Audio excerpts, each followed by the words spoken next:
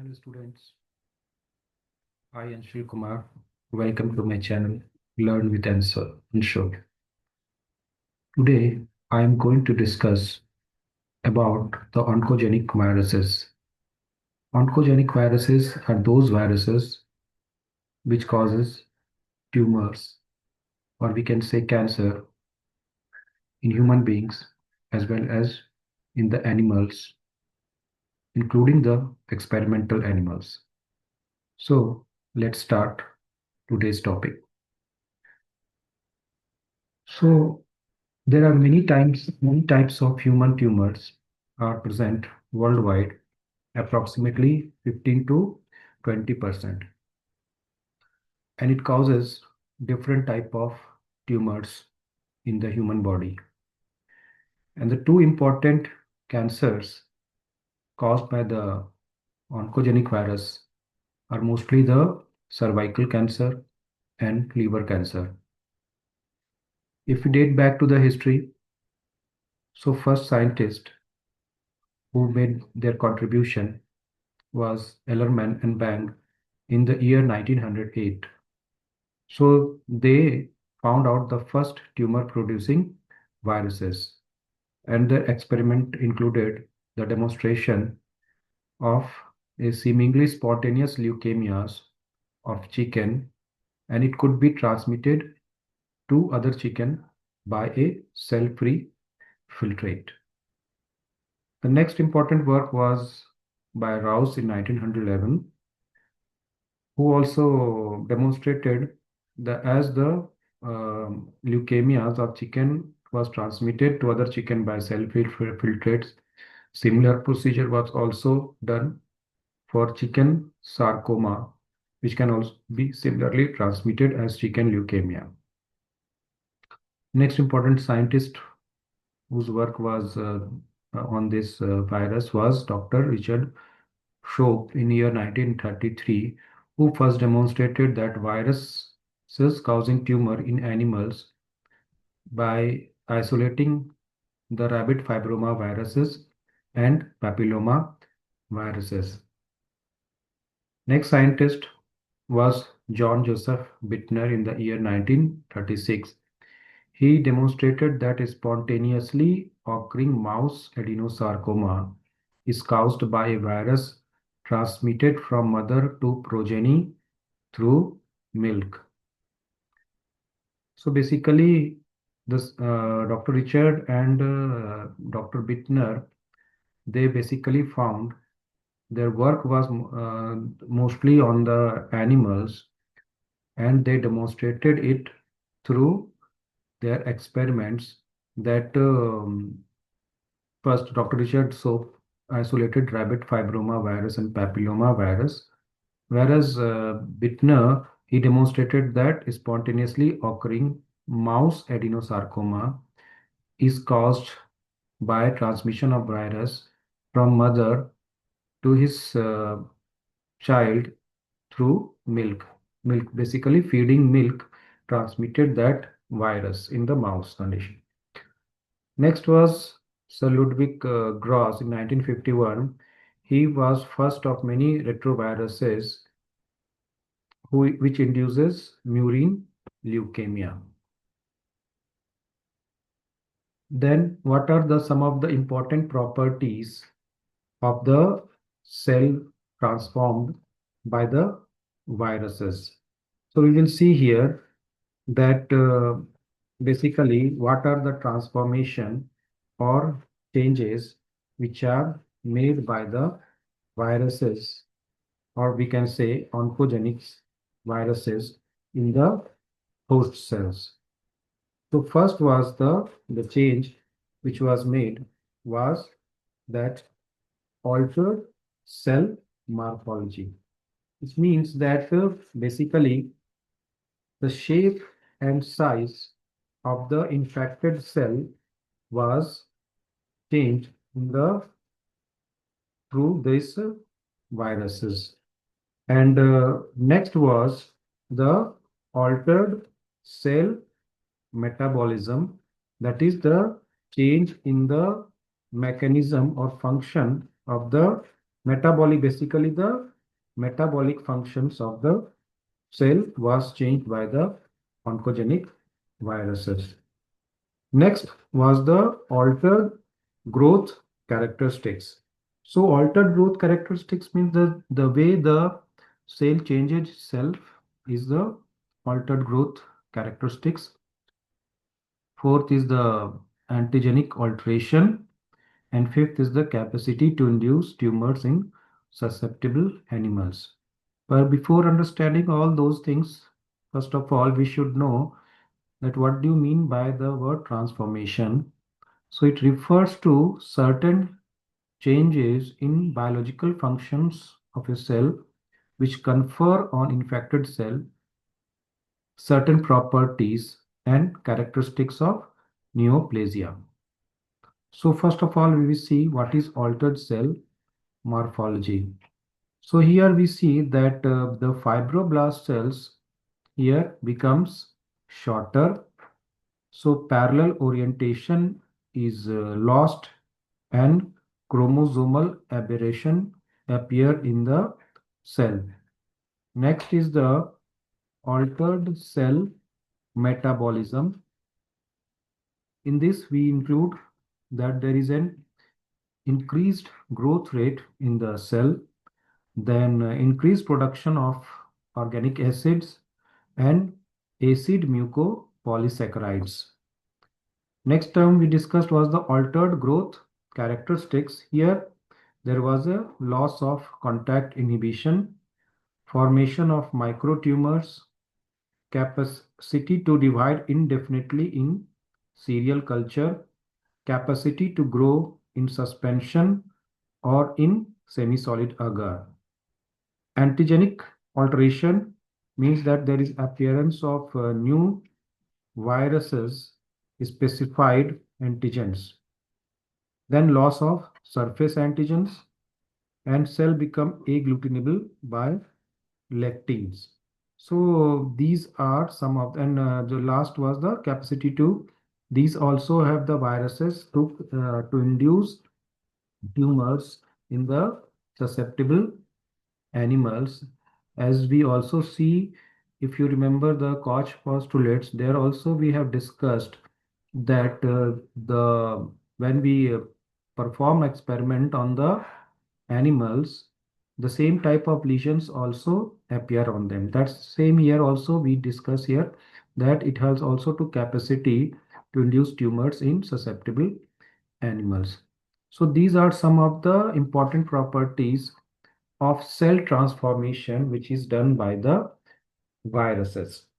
Now coming to the next part, that is the definition, how we will define the uh, as oncogenic viruses.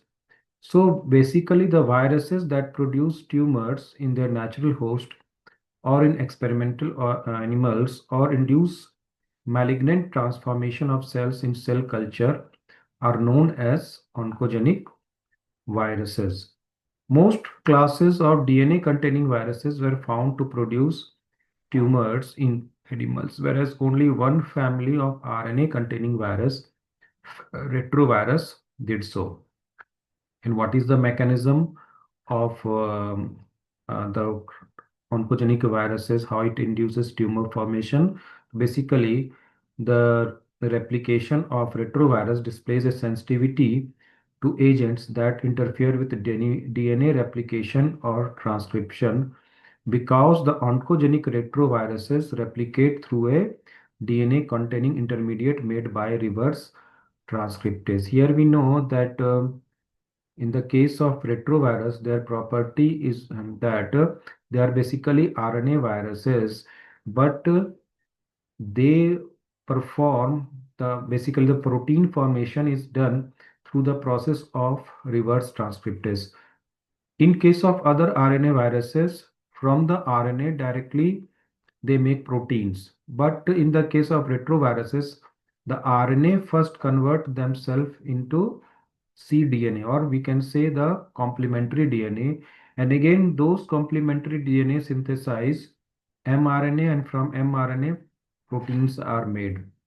And this is done by an enzyme called as the reverse transcriptase, also known as the RNA-dependent DNA polymerase.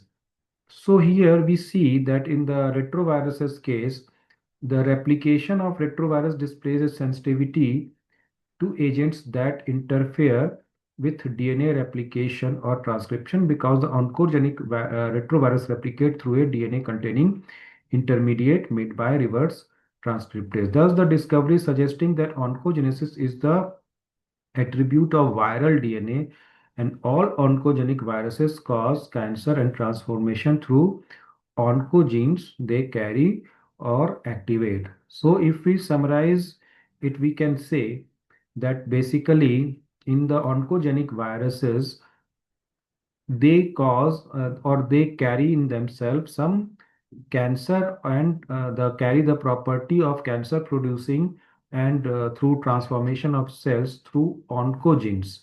And basically these oncogenes are activated when they enter into a suitable host cells, and finally it leads to the transformation of the cell. And we have already seen that what are the different properties of the oncogenic virus, like altered cell morphology or altered cell metabolism, then growth characteristics, antigenic alteration. So all these are carried out by the oncogene while entering into the susceptible host cells, they get activated. Now, here some of the important terminologies regarding the oncogenes. So there are different type of oncogenes which we can define here. And basically, oncogenes are the genes which code for a protein that can potentially transform normal cells to malignant cells, and they are called as the oncogene. So normal cells, when transformed to malignant cells through oncogenes, through the gene or through the protein, that is called as the oncogenes. So here are some of the important terms related to oncogenes. What is cellular oncogenes? So the genes homologous to transforming genes present in the cancer cells is called cellular oncogene. It has some important controlling function on cell growth, and it has some important functions on the cell growth. So here basically the genes which are they what happens that in the cells they are the genes which are the genes which is homologous to the transforming genes present in the cancer cells, and these are called as the cellular oncogene. Next is the viral oncogenes, the viral gene which encode protein that trigger the transformation of normal cells to malignant cells. So these are basically viral oncogenes are present in the viruses, and they are mostly gained in the cell or make entry into the normal cells through any viral infections. Whereas cellular oncogenes are mostly present in the cell of the host or the humans, and they remain in the inactive state. And as soon as they get activated, they start transforming the cell into a cancer cell. Next is the proto-oncogenes. So the gene homologous to transforming gene present in normal cells are called proto-oncogene. They code for a protein involved in regulating cell growth and differentiation. Next is the anti-oncogenes. Anti-oncogenes are a new class of human cancer genes called tumor suppressor gene or growth suppressor gene or anti-oncogene.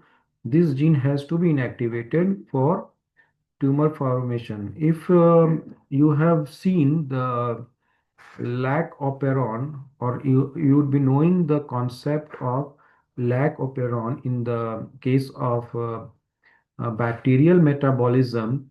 So you would have seen that there is one inducer gene which induces the synthesis of lactose.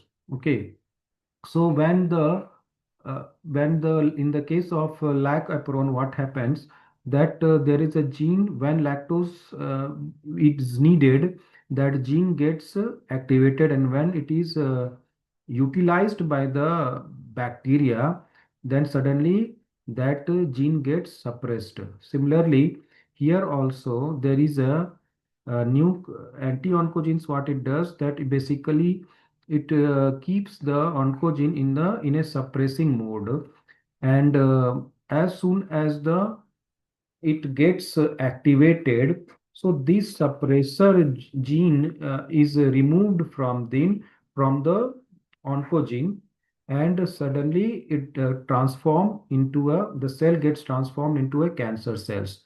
For example, retinoblastoma gene is a prototype or suppressor class of gene. The loss of this gene leads to development of retinoblastoma. So basically, we see that retinoblastoma is a type of tumor, and so it is a prototype of suppressor class of gene. And when it is lost, the gene, the retinoblastoma gene, when it is lost, it leads to the development of retinoblastoma. Next is the what are some of the classification of oncogenic viruses, and we can classify these oncogenic viruses into two types, that those are the DNA viruses and the RNA viruses. So we will see which are the DNA and RNA oncogenic viruses. So first is the family of Papova-viridae. The viruses which are included in the Papova-viridae is the polyoma viruses and papilloma viruses, and the associated tumors related with polyoma virus is the various carcinomas and sarcomas. And in the papilloma viruses, genital, laryngeal, and skin warts are mostly caused by the papilloma viruses. Other risk in the case of papilloma virus is smoking and herpes simplex viruses, and mostly through the immunosuppression way progress, and it also way progress to the cervical carcinoma, which is the papilloma viruses. Third is the SB40, which causes sarcoma in rodents, and four is the BK and IC virus, which are not present in humans, but mostly they causes neural tumors in rodents and monkeys. Next is the adenoviridae, and adenoviridae there is type 2, 5, and 12. They also are not present in humans. Basically, they causes sarcomas in hamsters.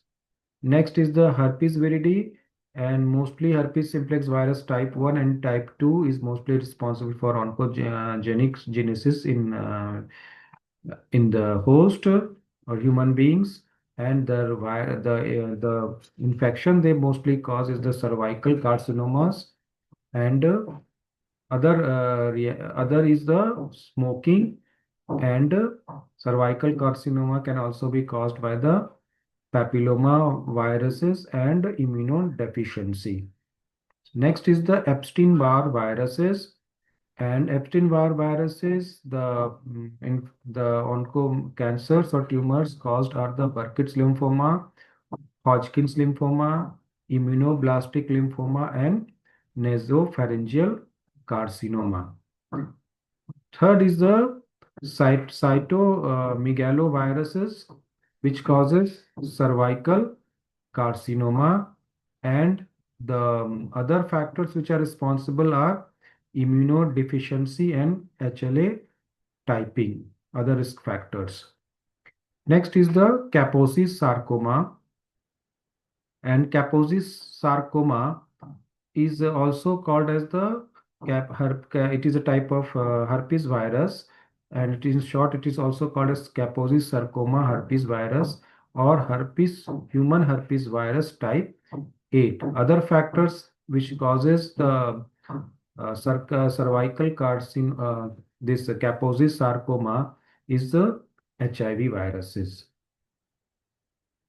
Next part is the pox viridae, and in the pox, the virus which is responsible for oncogenesis is molluscum contagiosum, and the infection, the type of infection or tumor which it causes is the nodular epidermal hyperplasia, and other virus that is causes the hepedna in DNA virus is the family hepednaviridae, which is hepatitis B group viruses, and they are basically responsible for causing hepatocellular carcinoma.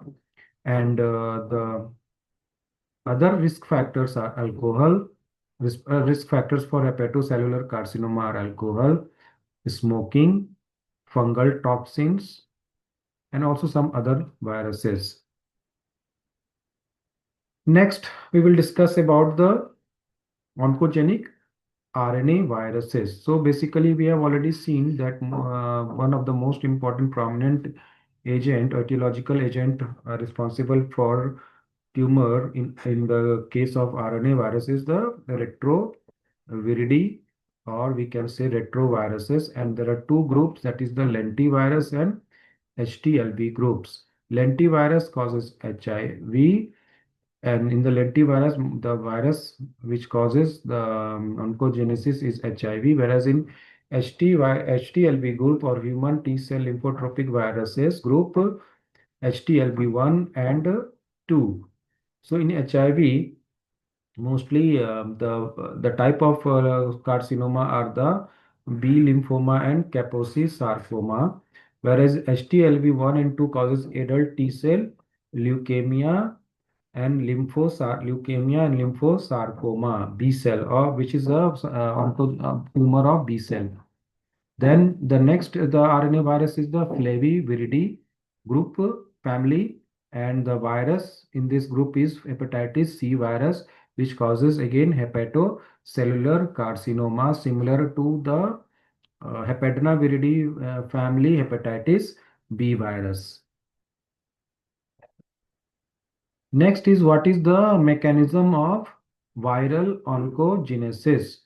So still the exact mechanism of viral oncogenesis is not still not known or not understandable till now. However, it is known that oncogenic viruses are able to transform cells in culture and induce tumors in animals under natural and experimental conditions, as we have already discussed. So what is the transformation? So there is a change in the biological functions of the cells. So there is a change in the biological functions of the cells, which leads to the alteration in the normal cellular functions, growth, and differentiation of a cell, or we can say of a normal cell.